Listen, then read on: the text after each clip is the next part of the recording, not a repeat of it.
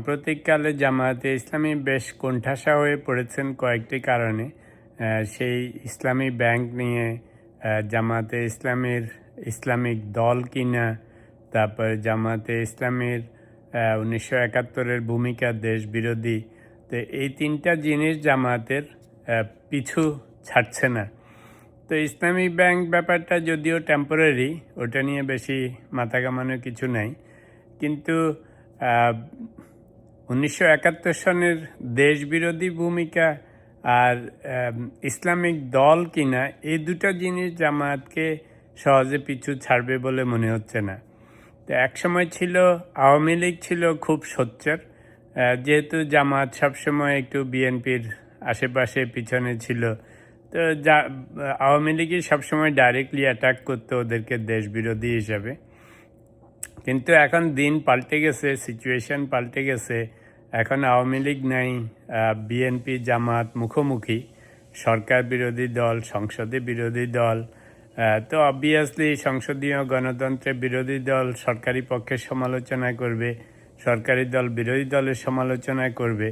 তো সেটার মাত্রা যখন বাড়ে তখন বুঝতেই পারতেছেন সরকারি দলের হাতে সেই আওয়ামী লীগের আমলের বড় অস্ত্র, জামাতকে ঘায়েল করার। এক নম্বর হচ্ছে দেশবিরোধী, আরেক নম্বর হচ্ছে এখন নতুন করে সালাউদ্দিন আহমেদরা নতুন তত্ত্ব বাইর করেছেন যে জামাতে ইসলামী নামে হইল কামে ইসলাম না। তো এই পরিপ্রেক্ষিতে জামাতে ইসলামীর জন্য আমার মনে হয় একটা 3 নম্বর বেস্ট পসিবল পথ আছে, যেটা আমি কয়েকবার বলেছিলাম আগেও। যেহেতু জামাতে ইসলামীর আগের সেই আসল রাজাকার আলবদরদের সাথে লোকজনেরা, গোলাম আজমের আমলের লোকজনরা এখন তো আর কেউ নেই লিডারশিপে, বেশিরভাগই মারা গেছে বা এক্সিকিউট করা হয়েছে। এখন যেহেতু ওনাদের লিডারশিপে যে জামাতে আমির, উনি নিজেও আসলে জামাতে ইসলামীরও না, উনি ইসলামিক শিক্ষায় শিক্ষিতও না। চেহারাটা নূরের মতো সুন্দর, কিন্তু উনি তো আসলে ইসলামিক ঘরানার না, উনি জাসদ টাসদের ছিলেন। তা আমি আগেও জামাতে ইসলামের জন্য একটা তত্ত্ব দিয়েছিলাম, যেটাকে আমি বেস্ট পসিবল তৃতীয় পথ বলবো। যেহেতু জামাতে ইসলামী সত্যি সত্যি সরকারে যেতে চায়, ইসলামিক শাসন কায়েম নিয়ে ওনাদের অত অস্থিরতা নাই, তো খামাখা সেই জামাতে ইসলামী নামটা রাখলে সেই 1971-এর সব কিছু চলে আসে। এবং বাংলাদেশে গত 55 ইয়ার্সে মানুষ দেশের পক্ষে আর বিপক্ষ শক্তি নিয়ে সবসময় আলোচনা সমালোচনা হয়েছে। আগামী 55 বছরেও যাবে না। কেন যাবে না? কারণ বাংলাদেশের সিচুয়েশন একটু ডিফারেন্ট।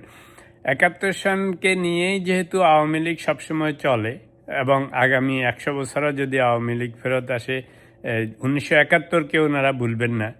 এদিকে বিএনপিও যেহেতু জিয়াউর রহমান থেকে স্বাধীনতার ঘোষক থেকে শুরু করে ওনাদেরও একটু কানেকশন আছে, তো ওনারাও 71-কে ভুলবেন না।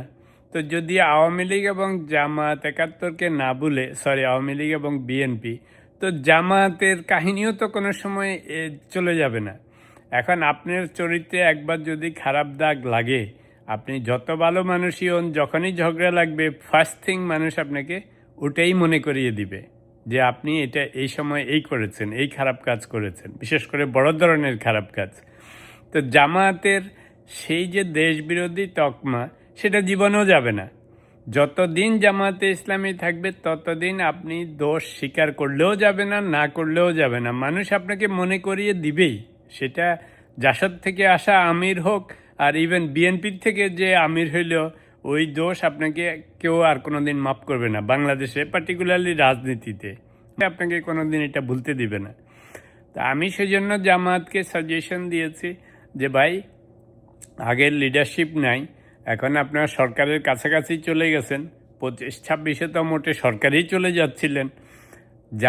আওয়ামী লীগও আপনাদেরকে কোনোদিন ভুলতে দিবে না আপনারা যে দেশ বিরোধী এবং রাজাকার আলবদরদের সাথে ছিলেন। বিএনপিও এখন বলতে দিবে না, কারণ নিজেদের সার্ভাইভালের প্রশ্ন, আপনারা তো ওদেরকে ছাড়েন না। আগে আপনারা বিএনপির পিছনে বেশি লাগতেন না, ওরাও আপনাদেরকে এইসব নিয়ে বেশি বলতো না কিছু, কিন্তু এখন তো মুখোমুখি, তো ফলে এখন আর তো ছাড় দিবে না। কালকে সালাউদ্দিন আহমেদ সাহেবের কথা শুনছেন, মির্জা ফখরুল ইসলাম এখন আরও এক ধাপ আগে যে এনসিপিকেও বলেছে যে ভাই তোমরাও তো সেই রাজাকারদের সাথেই ঘাটছড়া বাঁধছ। আমিও আগে বলেছি অনেকবার যে যদি এনসিপি এই জামাতের সাথে বেশি দিন থাকে, তাহলে ওই যে শেখ হাসিনা বলেছিল যে রাজাকারের নাতিপুতি, এই খেতাব এনসিপির জন্য পাকাপোক্ত হয়ে যাবে। যদিও কিছুটা আপনার জামাত ঘেঁষা, কিন্তু ভাবে তো দেখাচ্ছেন আপনারা ভিন্ন দল, কিন্তু ওই রাজাকারের নাতিপুতি হিসাবেই ট্যাগড হবেন। আচ্ছা, তো এখন তাহলে তৃতীয় পদটা কি? আমি আগেও অনেকবার বলেছি, তৃতীয় পদ সিম্পল।